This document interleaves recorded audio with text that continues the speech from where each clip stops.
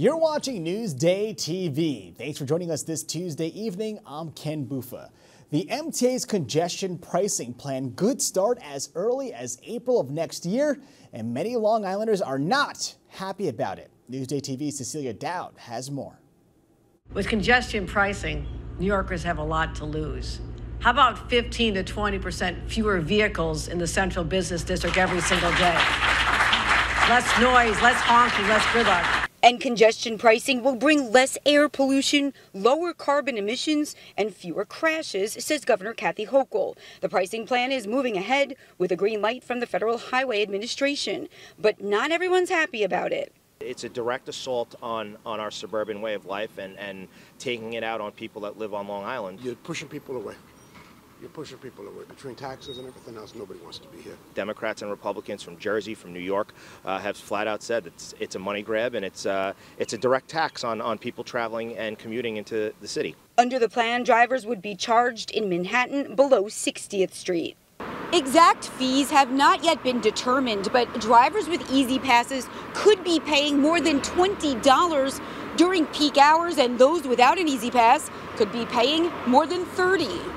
We have to do something. We can't do nothing. And this is our moment to do something about the conditions that threaten the viability of New York. New York, mass transit makes New York possible. But Freeport Village Mayor Robert Kennedy says the plan won't be good for his HVAC business. I'm estimating ourselves, my company alone, would be $50,000 a year.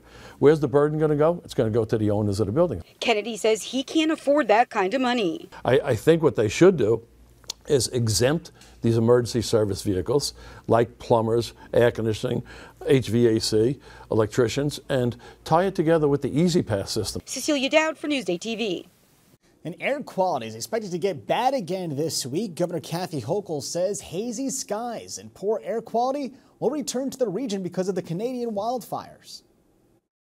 We've been watching this, monitoring this, and it's going to enter the New York skies tomorrow morning with western and central New York hit first Wednesday, and by Thursday, you're going to see the smoke affecting New Yorkers here in the city as well. Now, it's advised that high-risk people and those with respiratory issues stay indoors. An elderly Levittown man has been convicted of murdering his wife and trying to kill his brother-in-law. The Nassau County DA says back in 2020 at the couple's Levittown home, Thomas DiNapoli shot his wife in the face with a rifle twice. That's when the victim's brother ran into the bedroom to wrestle the gun away and to call for help and was shot in the arm himself. The 70-year-old faces life in prison when he's sentenced on July 27th. And Tyshawn Johashian has been indicted for killing a pedestrian while allegedly driving drunk. Prosecutors say 24-year-old Mia Polidor was hit while crossing Babylon Turnpike back in March. They say the Freeport man's license was suspended because of a pending DWI charge in the city. And a $47 million improvement project is now complete at Hempstead Lake State Park. Upgrades include 2 miles of ADA-compliant trails, an observation deck, and the cleanup of the northern ponds. Invasive species were removed from certain areas, and native species were planted. Officials hope the renovations will mitigate flood risk and support climate resilience. And the DMV is looking to make it easier for out-of-state drivers to get a license. The new online tool lets residents learn if they're eligible for a New York license. The tool will then break down what documents residents need to bring to the DMV to get their license. It can also help New Yorkers check out what documents they need to upgrade to an enhanced ID. So first it was Netflix, and now it's Costco. The big box retailer is cracking down on membership sharing. So Costco is not changing any membership rules, but will be more strictly enforcing its current rules. Now, the rule states that cardholders can bring just one person they live with to shop with them. Costco is one of the latest companies to crack down on memberships to improve its bottom line. All right, let's now take a look at your Long Island weather, shall we? You can see we have some thunderstorms late tonight with tomorrow partly cloudy skies. So taking a closer look at tomorrow, shall we? It's going to be a cloudy one. We got clouds in the morning, clouds in the afternoon, and also partly clouds in the evening time. Get more of the stories you've seen on Newsday TV at Newsday.com. Plus breaking news, investigations, things to do, restaurants, and other Long Island news you can't get anywhere else. At Newsday.com, covering Long Island like no one else can. Field day in Suffolk County. Amateur ham radio operators are taking to the airwaves. Drew Scott has a story you'll see only in Newsday. Whiskey 9 Tango Delta 2 Alpha, New York, Long Island. You're listening to one of 40,000 radio amateurs sending out radio calls to other clubs. They're participating in this once-a-year, 24-hour-long emergency preparedness drill at the Longwood Estate and Ridge. Most people don't realize that when they lose power, they lose communication, cell phones go down, cell towers go down, natural disasters, hurricanes, earthquakes, take out the infrastructure. So they have to rely on amateur radio to get communications through. Dennis Boyer is known on ham radio as AH2 or Alpha Hotel 20 and says amateur radio is the only way to reestablish life-saving worldwide communications after an emergency. Almost all of the power is supplied by car batteries or solar panels. The radio clubs set up these antennas in a matter of minutes, and then they are able to relay vital information. There are 4 ways to communicate using ham radio. This operator is using voice radio. Another is using digital contact. This operator is sending out good old-fashioned Morse code. And this is a satellite radio antenna, which comes in handy when Earth signals just don't get through. We're going to be making contacts through low Earth orbit satellites that were built and put into orbit by nonprofit ham organizations. Whiskey 2, Golf Sierra Bravo. We have several HF and UHF positions where we can actually send an email to another radio in an unaffected part of the country to get information out to officials.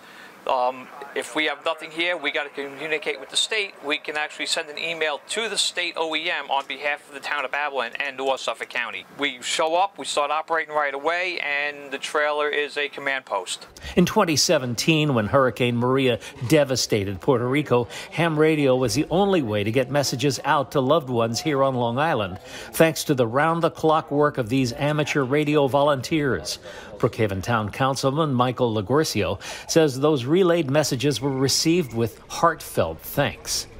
And with that, he would give them a call, the families over here in New York or in the States, and say, hey, I just spoke to your loved one. They're okay. They're safe. They just want to let you know that they're okay. And he said that people would break down and cry. In Ridge, Drew Scott for Newsday TV. What an awesome piece of tech. Now, to read more about the amateur radio field day, go to Newsday.com. Click Get More below the Newsday TV video box. And it's a good day for hockey fans. The 2023-2024 NHL schedule has been released. So, the Islanders' first home game at UBS Arena will be on Saturday, October 14th. Against the Buffalo Sabres. And you can catch the Rangers' first home game on October 16th as they take on the Arizona Coyotes.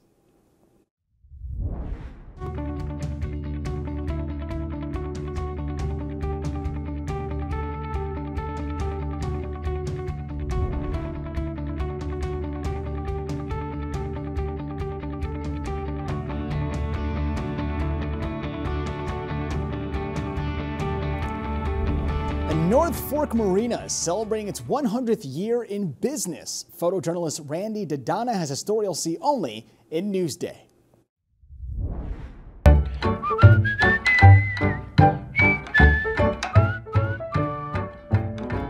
It goes way back to the 1640s. The Goldsmith family was settled down out here in Southall. My dad was working as a foreman back to 1923. And I say he quit his job and went to work on his own. He wanted to get involved because he believed in the war effort. He thought that our business would fit right into building boats for the military, for the Navy. My dad died, as far as I'm concerned, prematurely, and I was kind of going along for the ride, just an employee. But the final upshot was that I really liked to be the owner of the place. This year is our 100th anniversary. We're recognized as the oldest continuous marine dealership in the United States. He is the hardest working man I know. He'd be here early, he'd come home, have dinner with us. After dinner, he'd come back to work. And it was all to keep the business going, to keep the customer satisfied. I don't know how my dad did it pretty much single-handedly for all those years. It was instilled in us from a very early age, you know, the work ethic, and stuck through it ever since. There's a lot of, you know, say customers that maybe they might not be here that dealt with my grandfather and my dad, but now their kids are doing their boating with us, so it's nice. It's our names that are out in front. It's our names that's on the building. So we're the ones, you know, the buck stops with us. Leaving the business to us to move forward and continue, it's been nice. It's good memories. Now, to read more about Goldsmith's Boat Shop, go to Newsday.com, click Get More below the Newsday TV video box.